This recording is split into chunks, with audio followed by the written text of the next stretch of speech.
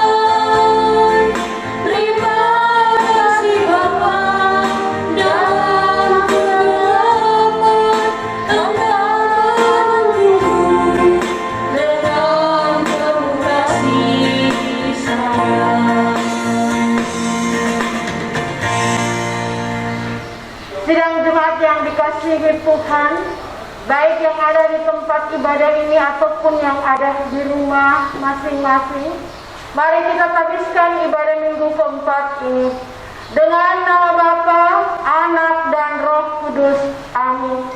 Tuhan menyertai sidang jemaat sekalian.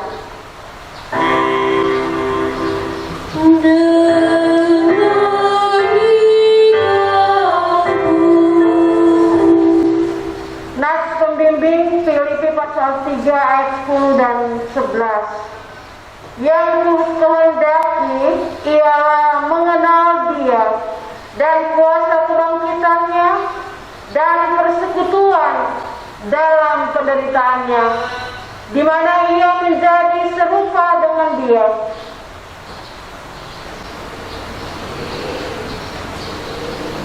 dalam kematiannya, supaya aku akhirnya beroleh kebangkitan dari antara orang mati. Demikianlah nas pembimbing. Jemaat dipersilahkan duduk kembali. Kita angkat nyanyian bersama perjalanan kehidupan ini.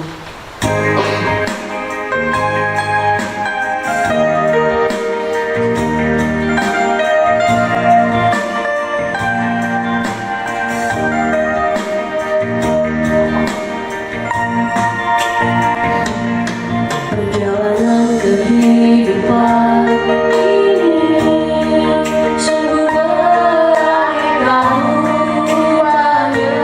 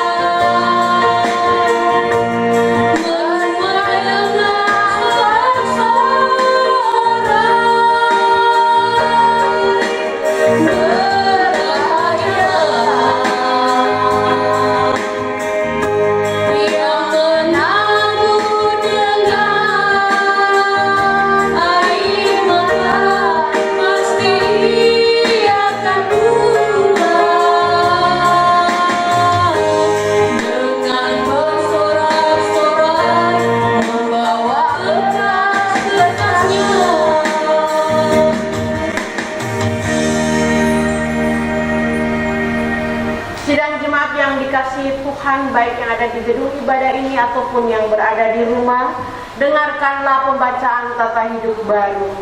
Karena itu sebagai orang-orang pilihan Allah yang dikuduskan dan dikasihinya, kenakanlah belas kasihan, kemurahan, kerendahan hati, kelemah lembutan, dan kesabaran.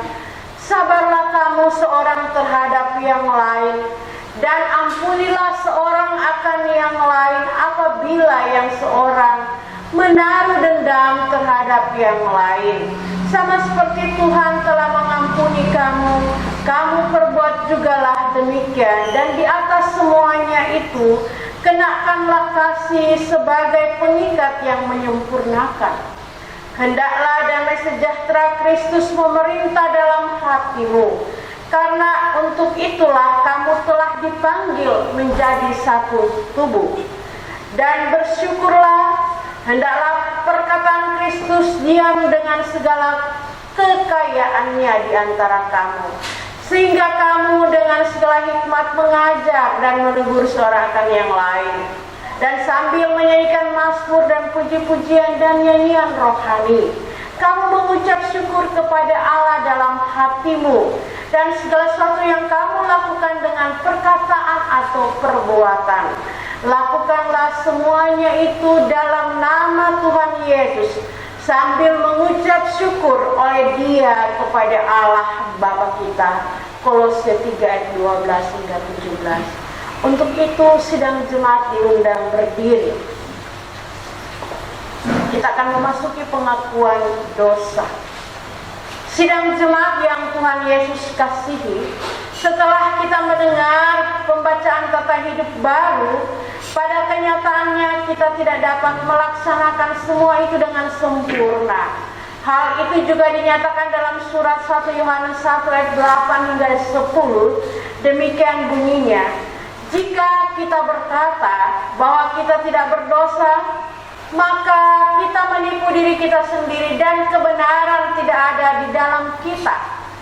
Jika kita mengaku dosa kita, maka Ia adalah setia dan adil, sehingga Ia akan mengampuni segala dosa kita dan menyucikan kita dari segala kejahatan. Jika kita berkata bahwa kita tidak ada berbuat dosa, maka kita membuat Dia menjadi pendusta dan firman-Nya tidak ada di dalam kita. Sebab itu marilah kita merendahkan diri di hadapan Tuhan dengan mengaku dosa kita kepada-Nya, berucap seperti ini. Ya Tuhan, Bapa kami di sorga, kami mengaku dengan segenap hati bahwa kami ini adalah orang-orang berdosa yang selalu bertindak tidak sesuai dengan kehendak Tuhan. Kami sama seperti domba yang sesat, masing-masing mengikuti jalannya sendiri. Kami tidak melakukan apa yang seharusnya kami lakukan. Kami lebih suka melakukan apa yang Engkau larang. Kami mengaku jika Engkau tidak menolong kami, maka kami tidak sanggup melaksanakan perintah-Mu sesuai kehendak-Mu. Kami percaya bahwa Engkau Maha Pengasih dan Penyayang, yang tidak menghendaki kami binasa, melainkan supaya kami bertobat dan meninggalkan segala sesuatu yang tidak Engkau kehendaki, lalu hidup di dalam keselamatan. Karena itu kami mohon, ampunilah dosa kami ya Tuhan Yesus, Anak Domba Allah yang mengangkut dosa isi dunia. Kasihani dan bahagialah hati kami, agar kami layak disebut anak-anak Tuhan. Amin. Kita angkat pujian, miringkanlah telingamu ya Allah.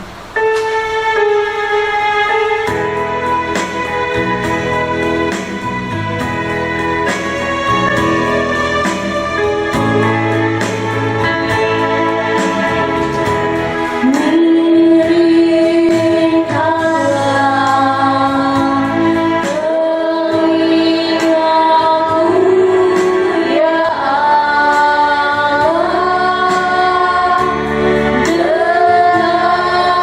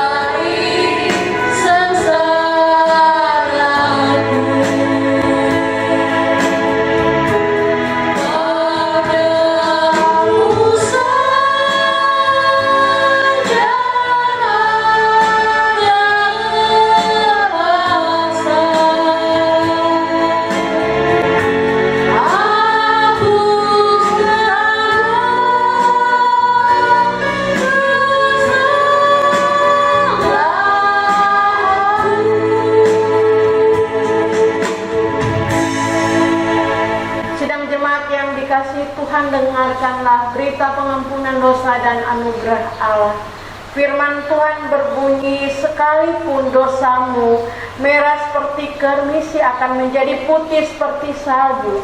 Sekalipun berwarna merah seperti kain kesumba, akan menjadi putih seperti bulu domba. Tuhan Yesus juga berkata, aku pun tidak menghukum engkau, pergilah dan jangan berbuat dosa lagi mulai dari sekarang. Maka barang siapa yang telah mengaku dosanya dengan tulus ikhlas di hadapan Tuhan Allah, kami sebagai hamba Yesus Kristus memberitakan bahwa dosa kita semua sudah diampuni di dalam nama Allah Bapa dan Anak dan Roh Kudus. Amin. Kita angkat pujian, kasih Allahku sungguh telah terbukti.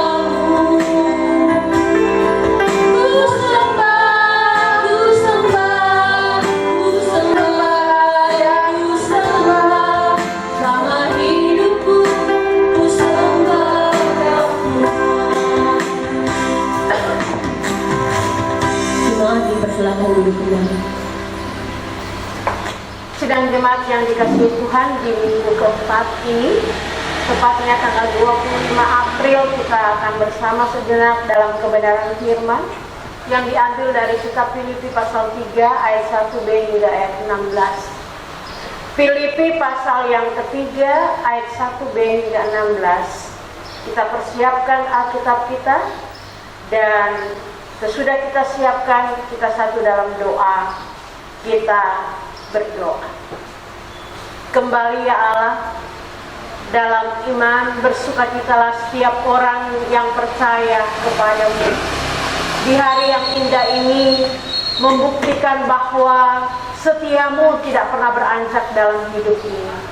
Tentunya tapak langkah kami akan terus kami langkahkan, tapi kami tahu dan sadar kebenaran firman-Mu akan disampaikan sebagai penguatan, pengharapan melangkah pasti. Hamba-Mu dan semua kami adalah alat Tuhan. Lengkapi kami dengan kekuatan kuasa Roh-Mu ya Tuhan, agar hati pikiran kami fokus pada kebenaran firman. Tutup bungkus dengan Roh Kudus, dan warta sabda-Mu disampaikan. Bahkan kami bukan hanya pendengar, pembaca, jadikan kami pelaku dari kebenaran firman. Dalam Kristus bersyukurlah kami menyambut firman-Mu. Amin. Pembacaan yang sudah disampaikan tadi, Filipi pasal 3 ayat pertama B hingga 16. Seperti ini bunyinya, kebenaran yang sejati. Menuliskan hal ini lagi kepadamu tidaklah berat bagiku, dan memberi kepastian kepadamu. Hati-hatilah terhadap anjing-anjing, hati-hatilah terhadap pekerja-pekerja yang jahat, hati-hatilah terhadap penyunat-penyunat yang palsu. Karena kitalah orang-orang bersunat yang beribadah oleh dan bermegah dalam Kristus Yesus dan tidak menaruh percaya pada hal-hal lahiriah. Sekalipun aku juga ada alasan untuk menaruh percaya pada hal-hal lahiriah. Jika ada orang lain menyangka dapat menaruh percaya pada hal-hal lahiriah, aku lebih lagi. Disunat pada hari ke-8 dari bangsa Israel, dari suku Benyamin, dari orang Ibrani asli, tentang pendirian terhadap hukum Taurat. Aku orang Farisi. Tentang kegiatan aku menganiaya jemaat, tentang kebenaran dalam mentaati hukum Taurat, aku tidak bercacat. Tetapi apa yang dahulu merupakan keuntungan bagiku, sekarang kuanggap rugi karena Kristus. Malahan segala sesuatu kuanggap rugi karena pengenalan akan Kristus Yesus Tuhanku lebih mulia daripada semuanya. Oleh karena dialah aku telah melepaskan semuanya itu dan menganggapnya sampah, supaya aku memperoleh Kristus dan berada dalam Dia bukan dengan kebenaranku sendiri karena mentaati hukum Taurat, melainkan dengan kebenaran karena kepercayaan kepada Kristus, yaitu kebenaran yang Allah anugerahkan berdasarkan kepercayaan. Yang kukehendaki ialah mengenal Dia dan kuasa kebangkitannya dan persekutuan dalam penderitaannya, di mana aku menjadi serupa dengan Dia dalam kematiannya, supaya aku akhirnya beroleh kebangkitan dari antara orang mati. Bukan seolah-olah aku telah memperoleh hal ini atau telah sempurna, melainkan aku mengejarnya kalau aku dapat juga menangkapnya, karena aku pun telah ditangkap oleh Kristus. Saudara-saudara, aku sendiri tidak menganggap bahwa aku telah menangkapnya, tetapi ini yang kulakukan, aku melupakan apa yang telah di belakangku dan mengarahkan diri kepada apa yang di hadapanku, dan berlari kepada tujuan untuk memperoleh hadiah, yaitu panggilan surgawi dari Allah dalam Kristus Yesus. Karena itu, marilah kita yang sempurna berpikir demikian, dan jikalau lain pikiranmu tentang salah satu hal itu akan dinyatakan Allah juga kepadamu. Tetapi baiklah, tingkat pengertian yang telah kita capai, kita lanjutkan menurut jalan yang telah kita tempuh. Batas inilah pembacaan firman Tuhan. Firman-Mu itu pelita bagi kaki kami dan terang pada jalan hidup kami. Hendaklah kamu menjadi pelaku firman dan bukan hanya pendengar saja. Haleluya. Haleluya.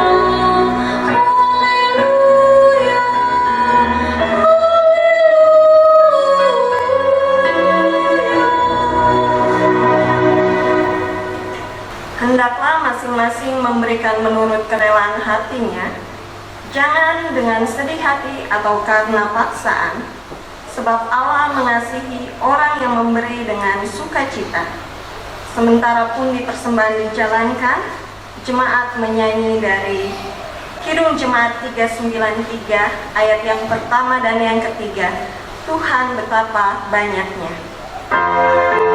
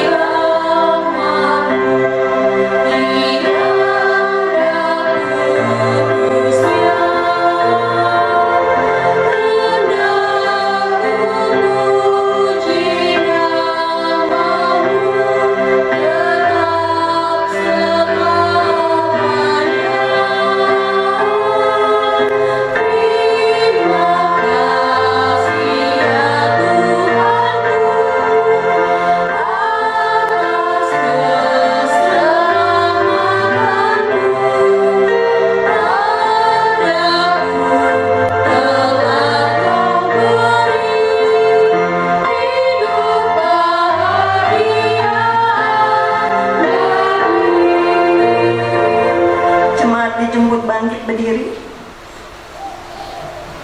Setelah doa persembahan, sama-sama kita menaikkan pujian Bapa ku persembahkan tubuhmu. Kita satu dalam doa, kita berdoa. Terpujilah Engkau ya Allah Bapa di dalam nama Tuhan kami Yesus Kristus, sumber segala berkat yang kami terima di dalam kehidupan kami. Terima kasih Tuhan, kami mengucap syukur karena kami semua masih beroleh berkat dari-Mu. Tuhan Yesus, di tengah-tengah ibadah kami saat ini, kami membawa ungkapan syukur kami lewat persembahan. Kiranya Tuhan memberkati persembahan kami ini, agar dapat menjadi karunia yang hidup di tengah-tengah pelayanan gereja kami, Gemis Jemaat kami. Berkati kami semua Tuhan, yang sudah memberikan maupun kami yang belum sempat memberikan. Dan ajarlah kami untuk selalu memberikan yang terbaik, untuk hormat dan kemuliaan nama-Mu. Terlebih dari itu semua, ampuni segala salah dan dosa kami. Di dalam nama Tuhan Yesus kami berdoa. Amin.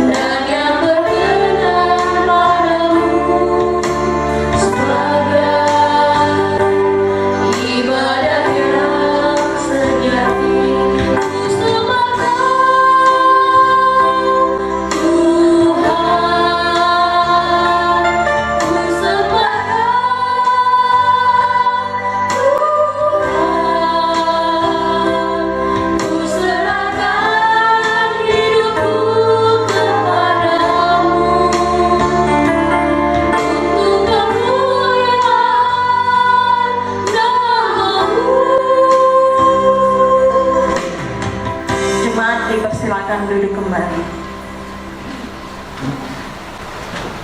Pemberian hidup adalah nilai yang harus dibayar.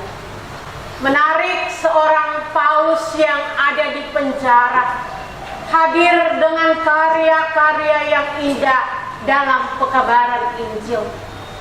Dia menulis surat kepada jemaat yang ada di Filipi, karena jemaat yang ada di Filipi sedang berada dalam balutan para pengajar-pengajar palsu. Memang menjadi pengikut Kristus adalah pilihan yang harus dibayar dengan pengorbanan. Menarik, ada beberapa peringatan dan masa lalu Paulus dan masa di mana Paulus diubah yang mau disampaikan di pagi minggu ini. Paulus memperingati dengan adanya para pengajar sesat. Dengan Paulus mengatakan hati-hatilah.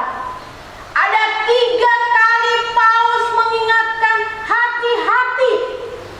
Pertama, Paulus mau mengingatkan bahwa hati-hati terhadap anjing-anjing.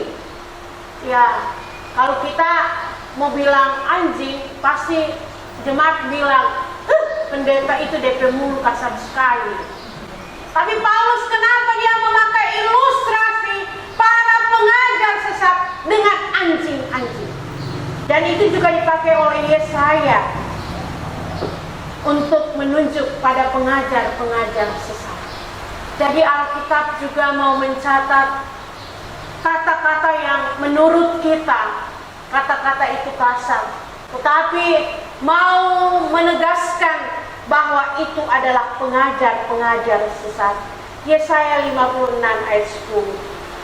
Dan pekerja-pekerja yang jahat, kita bisa membayangkan, orang bekerja pasti bekerja yang baik, tapi belum tentu juga baik.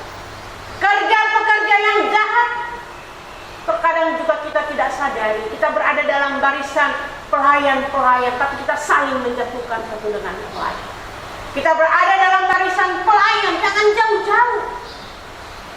Habitat kehidupan kadang-kadang membawa kita ketidaksadaran.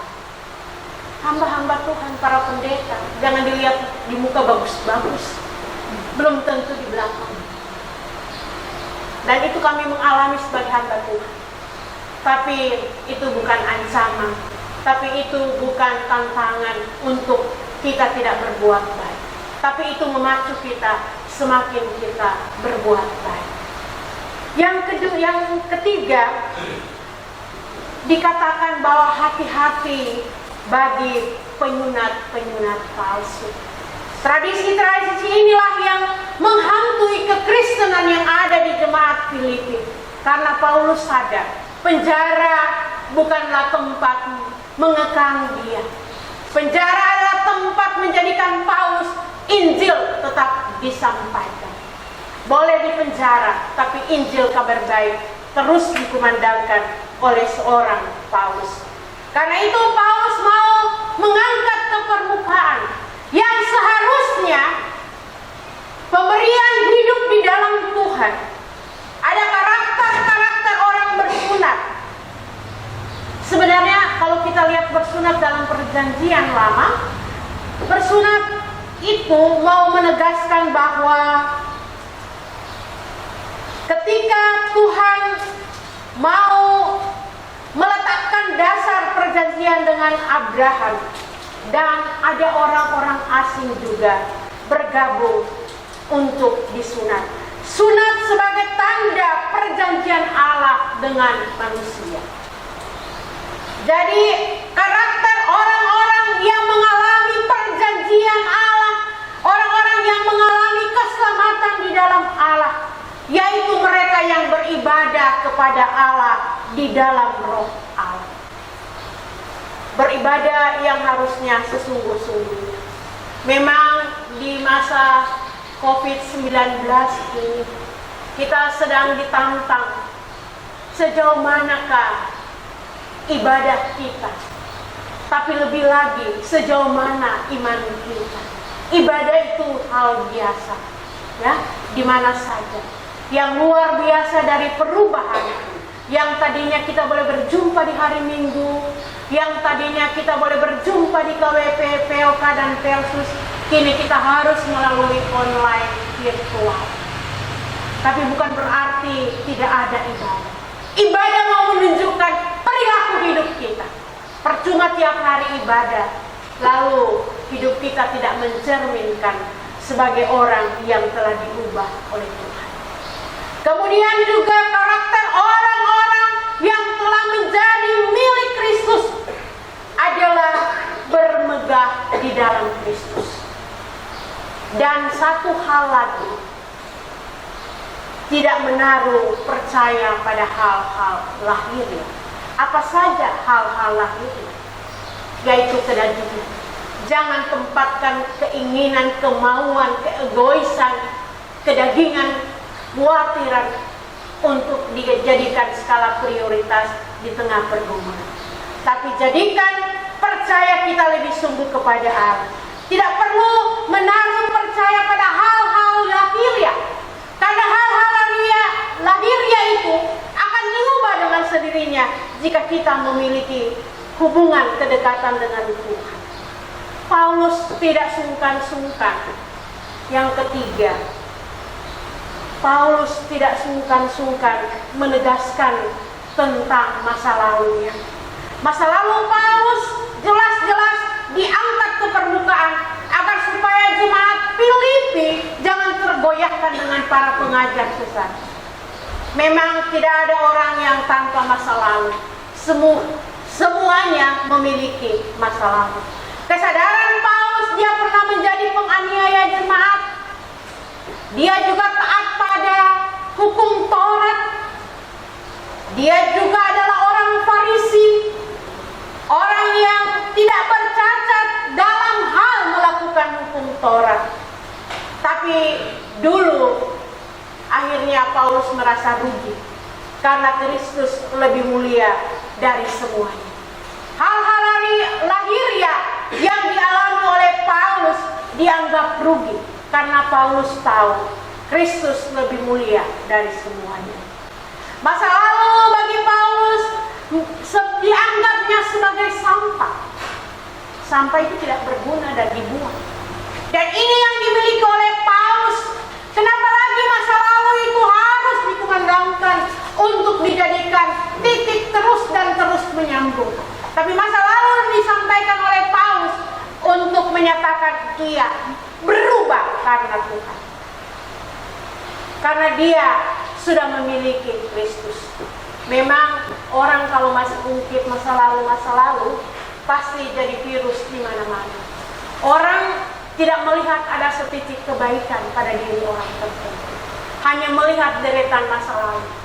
Dan masa lalu perlu dikuburkan agar supaya kita menatap hari esok betul-betul sebagai pengikut Kristus. Paulus sadar karena kebenaran yang Allah anugerahkan berdasarkan kepercayaan dan dia diubah ketika perjalanan ke Damaskus.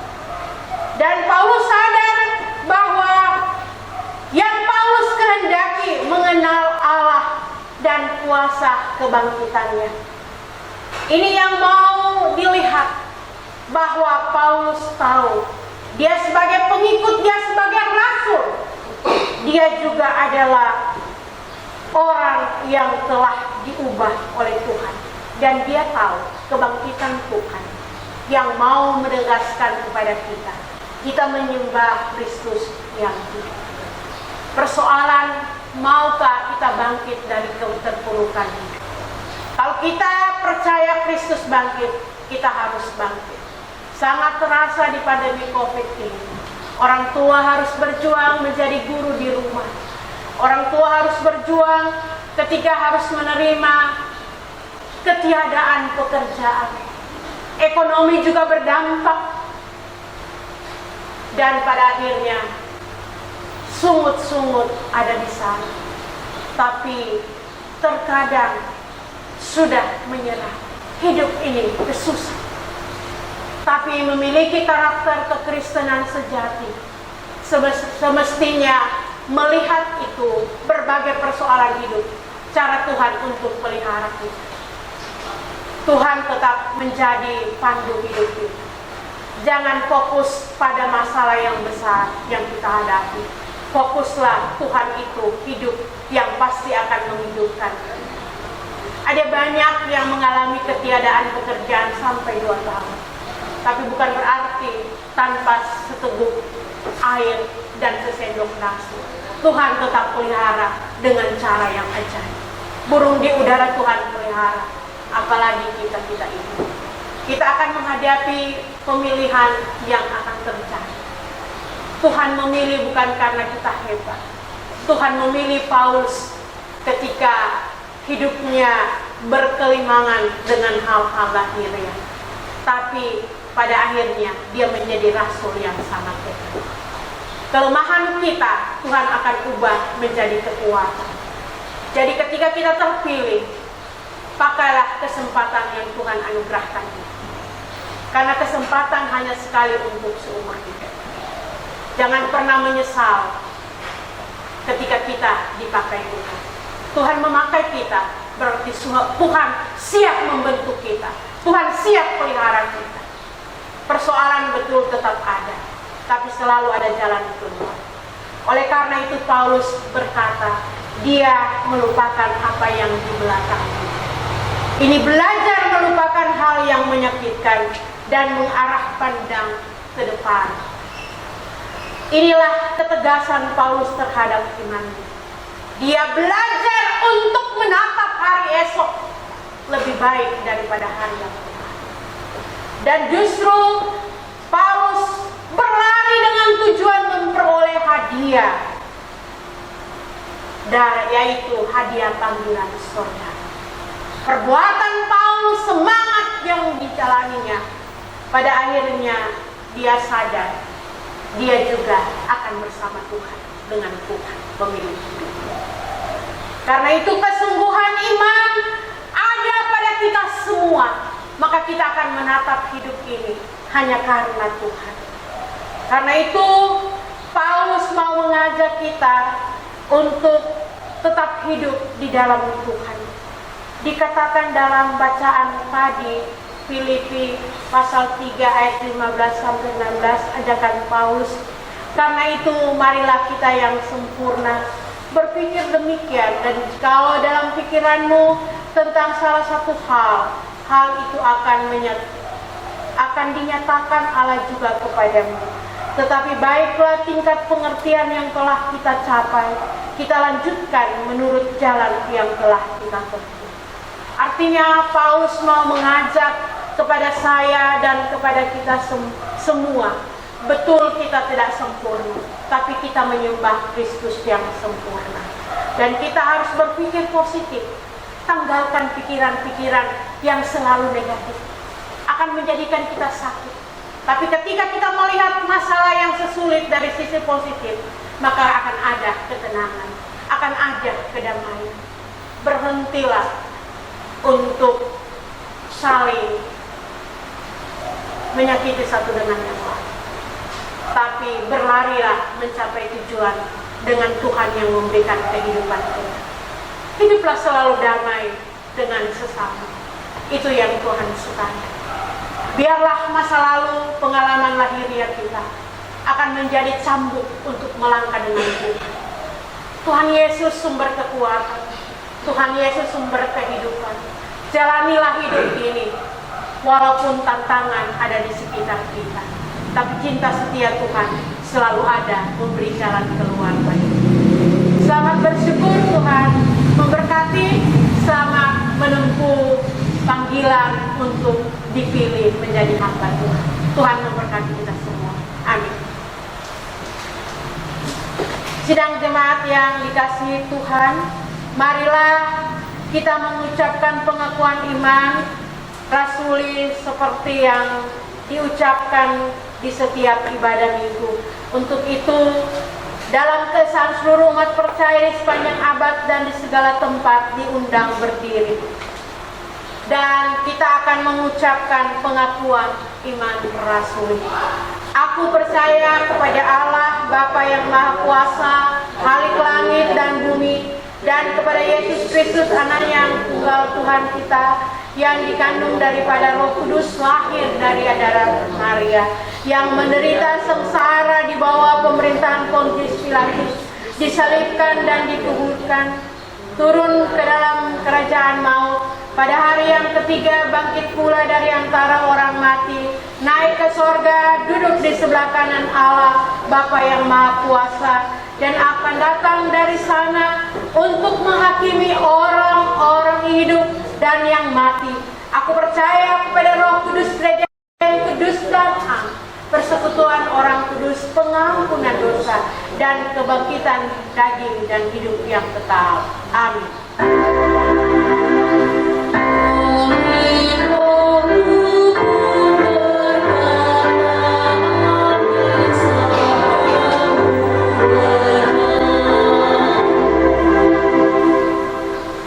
Silakan dulu kembali, dan kita akan memasuki doa syafaat. Mari kita berdoa.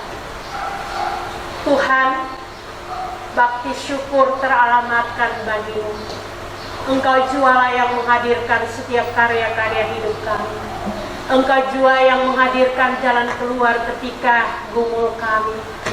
Pagi ini bersama keluarga besar Gemis Jemaat Elim tunduk di hadapan hadirat Allah bersama para simpatisan, mendoakan untuk seluruh jemaat kami yang sedang bergumul karena sakit di rumah ataupun di rumah sakit, yang bergumul karena ketiadaan pekerjaan, yang bergumul karena kehidupan ekonomi.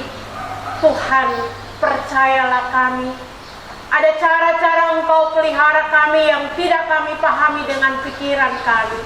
Tapi dengan iman kami, yakinlah kami, Tuhan pasti memelihara kami. Demikian juga ya Tuhan, kami tetap berdoa bersyukur bersama jemaat Gemis Elim ketika pertambahan usia dihadirkan Tuhan. Baik anak-anak-Mu yang ada di tempat ini maupun lingkup keluarga, agar penyertaan Tuhan dengan pertambahan usia setahun akan terus memberikan kebahagiaan melangkah pasti dengan hadirnya kekuatan Tuhan mengisi hidup ini.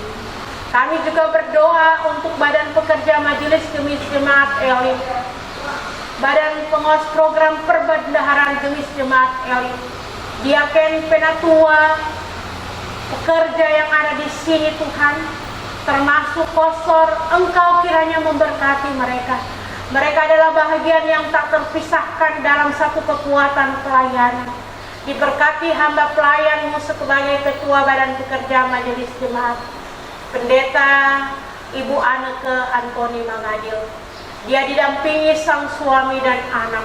Dia didampingi oleh jemaat, dia didampingi oleh hamba-hamba Tuhan. Diberikan kesehatan, kekuatan untuk berdiri teguh di tengah panggilan tugas. Berdoa juga kami untuk jemaat kami Tuhan. Engkau tahu dari tumbuh kembang pendidikan, pencarian pekerjaan, pencarian jodoh. Hadirlah Kristus berpengapa di sana. Berilah semangat untuk terus membangun hidup ini. Berdoalah kami Tuhan bagi tetangga kiri kanan muka belakang di mana berdirinya gereja ini. Biarlah mereka semakin terberkati dan menjadi berkat bersama membangun kehidupan berbangsa dan bernegara. Di mesbah doa pagi ini pun kami terpanggil mendoakan orang tua lanjut usia janda duda yatim piatu dengan harapan keberpihakan Tuhan akan terus hadir bagi mereka yang membutuhkan pertolongan, pendampingan, karena kami tahu mereka memperoleh pendampingan Tuhan. Berdoa juga kami bagi Presiden dan Wakil Presiden, para Menteri Legislatif, para anggota Polri, TNI, ASN, para pengusaha, para donatur, adalah bagian yang tak terpisahkan dalam persekutuan kami. Berhikmat, berikan kesehatan, berikan kesanggupan di dalam meniti hari-hari tugas negara. Diberkati para pimpinan di dalamnya Tuhan, agar semakin terberkati tugas mereka. Kepala Kepolisian RI, Engkau memberkati hamba-Mu, dan juga TNI Engkau juga memberkati, karena mereka siap untuk dalam segala hal dipercayakan menjaga keamanan berbangsa dan bernegara. Berdoalah kami pada saat ini Tuhan, ketika para pelayan Tuhan yang Tuhan percayakan melayani, organis, pemandu lagu, liturgus, bahkan pun pewarta jemaat, multimedia yang dipakai saat ini, Engkau tumpangkan tangan berkat, dan alat mereka yang mereka persembahkan ini, biarlah semakin terberkati yang mengelolanya, dan kiranya kerjasama yang baik akan menjadikan hubungan keakraban, mewujudkan rasa persaudaraan dan nilai kebangsaan yang satu. Olehnya semua kami terberkati oleh setia Bapa di surga. Tuhan Yesus, ada persiapan ketika terpanggillah lewat pemilihan Majelis Diaken Penatua di dalamnya di periode 2021-2026. Kesiapan menjadi bahagian harga yang harus dibayar dengan tanggung jawab kepada Tuhan. Sendengkan telingamu, pinta yang tak terucap dan terucap, yakin percayalah kami, Kristus penyempurna, dan Kristus mengajar kami berdoa bersama. Bapa kami yang ada di surga, dikuduskanlah namamu, datanglah kerajaan-Mu, jadilah kehendak-Mu di bumi seperti di surga. Berikanlah kami pada hari ini kemudahan kami yang sesungguhnya, dan ampuni kesalahan kami, seperti kami juga mengampuni orang yang bersalah pada kami. Dan janganlah membawa kami ke dalam pencobaan, tapi lepaskan kami daripada yang jahat. Karena Engkau yang punya kerajaan dan kuasa dan kemuliaan sampai selama-lamanya. Amin. Warta Jemaat Minggu 25 April tahun 2021. Marun Semaher. Puji dan syukur dipersembahkan kepada Tuhan atas kasih karunia dan penyertaan-Nya bagi kita semua yang tepat memelihara hidup dan persekutuan kita sampai hari ini. Terpujilah nama Tuhan. Disampaikan ucapan terima kasih kepada Pendeta Airlante Mona Salenda SPH, Ketua BPMJ Gemis Jemaat Mahanaim, serta semua yang telah melayani pada hari ini.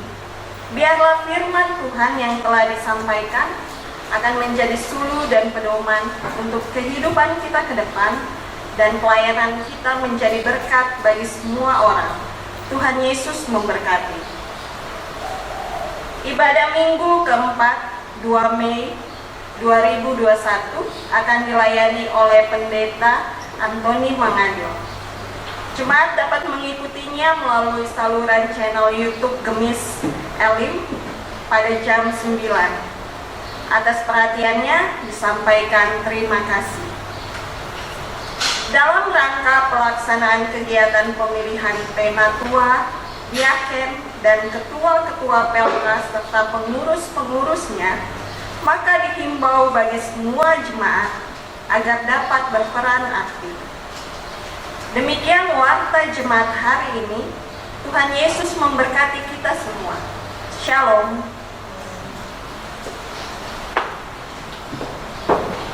Untuk mengakhiri ibadah kita di pagi hari ini, jemaat diundang berdiri. Kita kidungkan pujian pimpinan.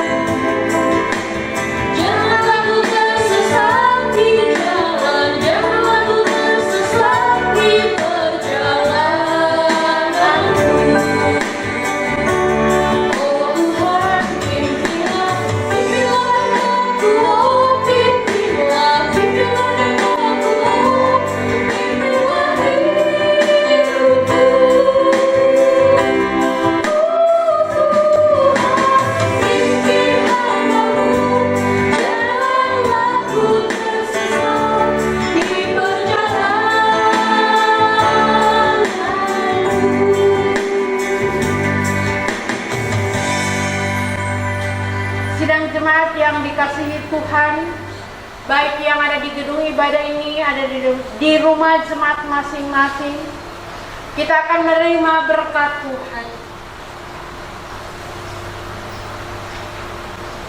Olehnya itu, terimalah berkatnya. Anugerah Tuhan Yesus Kristus dan kasih Allah Bapa dan persekutuan dengan Roh Kudus menyertai sidang jemaat sekalian. Amin. Amin, amin, amin. Demikianlah ibadah kita telah selesai. Tuhan Yesus memberkati. Jemaat dipersilahkan duduk kembali.